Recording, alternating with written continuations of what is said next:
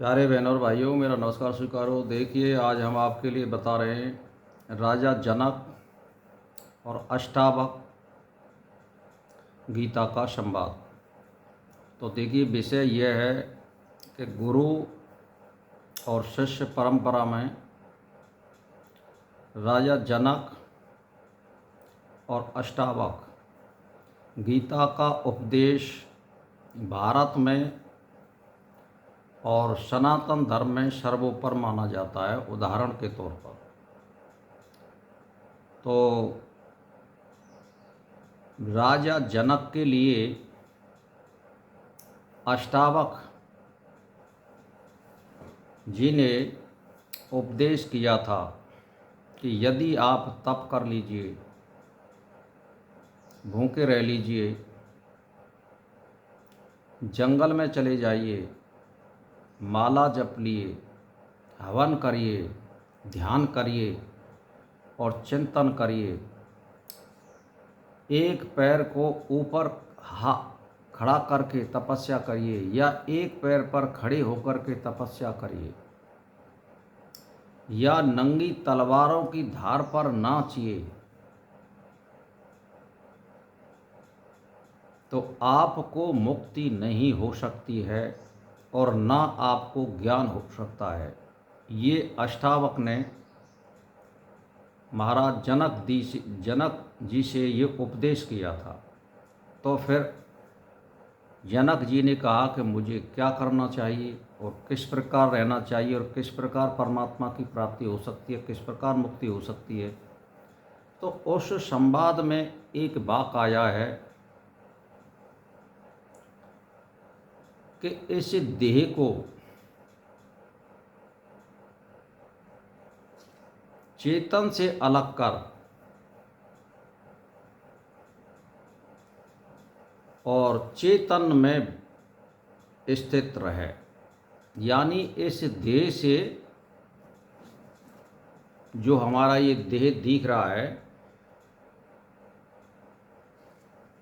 इससे अलग करिए देह को चेतन से और फिर चेतन में स्थित रहिए।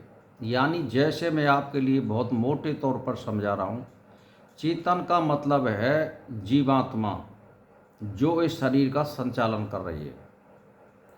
इसको आप इस शरीर से ऐसे मानिए कि एक इसमें बैटरी रखी हुई है। हमें उस बैटरी का ध्यान करना है, जीवात्मा का जो प्रकाश रूप है। हमें इस शरीर का कोई ध्यान नहीं करना है और हमें उसी में रमण करना है, उसी में स्थित रहना है, बस और कुछ नहीं है। और आपके गुरु के वचनों के अनुसार यदि आपको दृढ़ विश्वास है तो आपकी मुक्ति हो गई। आपको कुछ करने की ज़रूरत नहीं है, बस आपको अष्टांग योग का पालन करना है और जीवन भर चरित्रवान रहना है। आपको कुछ नहीं करना है। आप एक ही बात समझ लीजिए कि देह को अपने से अलग कर और चेतन में स्थित हो जा, यानी इस जीवात्मा को इस शरीर से अलग मानिए। ये इसमें केवल भोग भोगने के लिए आया है और ये कभी भी जा सकता है जब इसके भोग पूरे होंगे। तो हमें इस देह को परमात्मा नहीं मानना है। इसमें जो चेतन स्थित है, इसके भीतर जो संचालन कर रहा है हमारी सभी इंद्रियों का, डोलना फिरना, देखना, चलना, सुनना, खाना पीना, उसका हमें ध्यान और चिंतन करना है और उसी में रुक जाना है, यानी स्थित हो जाना है। बस इतना सा यदि आप जान लेते हैं तो आपकी मुक्ति हो गई। यदि आप गुरु के वचनों में विश्वास करते हो